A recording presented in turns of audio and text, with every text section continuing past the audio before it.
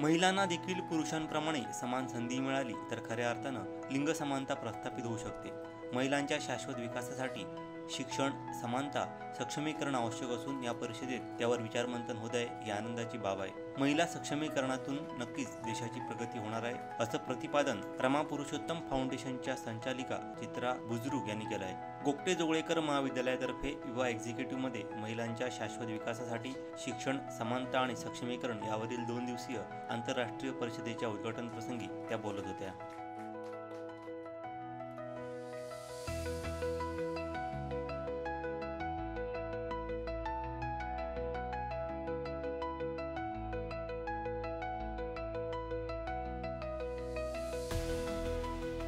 शाश्वत हे टिकवावं लागतं, शाश्वत हे मिळवावं लागतं आणि ते पुढच्या पिढीकडे द्यावं लागतं.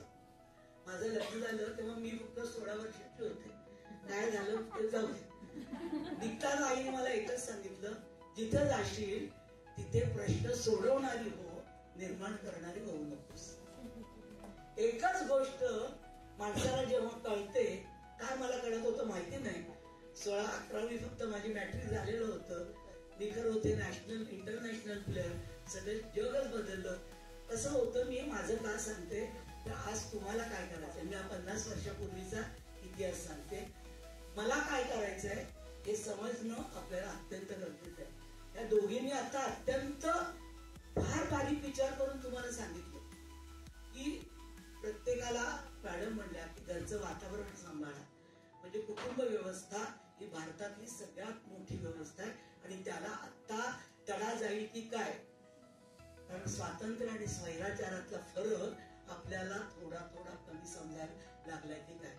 मी आज तुमच्याजवळ का बोलते तर तुम्ही हे पुढच्या आपल्या 7,000 विद्यार्थ्यांपर्यंत नेणार आहात. तुम्ही पुढच्या पिढीला हे शिकवणार आहात की यातला फरक आपल्याला कळलं पाहिजे. जर मी गाडीतनं जातेय, दिवा लागलेला असेल लाल तर थांबायला जावं, मला स्वातंत्र्य आहे मग मी पुढे तशी जावं, सुटले तर तिथे ऍक्सिडेंटच होणार आहे. ही का व्यवस्था मोडतीये, हे काय होतंय, हे करताना तरतमभाव आपल्याला सगळ्यात आधी महत्वाचा आपण स्त्रियांनी सांभाळला पाहिजे. मला सगळंच हवंय, मी सगळं करणार आहे, सगळं करण्याची कुवत माझ्यात आहे, पण हे करताना मी कुठचा भाव लक्षात ठेवला पाहिजे. मग मला काय हवंय, मी काय करते, मी कसं वागू शकते आणि मी कसं करू शकते. शिक्षणाबरोबर हेही आपल्याला कळणं सगळ्यात महत्वाचं आहे. पण आपापल्या कुवतीप्रमाणे स्त्री असू दे, एखादा पुरुष असू दे, एखादं मूल असू दे, कोणालाही मी त्याला आनंद देऊ शकते का असा विचार करा. तर आज आपली एम्पॉवरमेंट म्हणजे शाश्वत विकास तो बुद्धीचा आहे, आपल्या मनाचा आहे. आणि मॅडमनं सांगितलं त्या शरीराचा पण विकास किंवा त्याची क्षमता ठेवली नाही तर आपण काहीच घडवू शकणार नाही. Very recently, some new programs has been started in the college under the leadership of our chairperson Shilpatai Patwardhan. These programs includes Bachelor of Performing Arts, Bachelor of Business Administration, Master of Data Science and Master of Business Administration. It is my heartfelt desire that this college shines like a lighthouse, illuminating the path for others, affording excellence and leading in the research. With this conference, the journey towards sustainable development is an intricate tapestry. At its very heart lies the empowerment of women. When a woman is educated, she does not just gain knowledge, she acquires the tools to transform her own life, her family and her community. Education is the key that unlocks her potential, enabling her to participate meaningfully in all aspects of life, be it social, economic or political. However, despite significant progress, we are still grappling with persistent challenges I extend my gratitude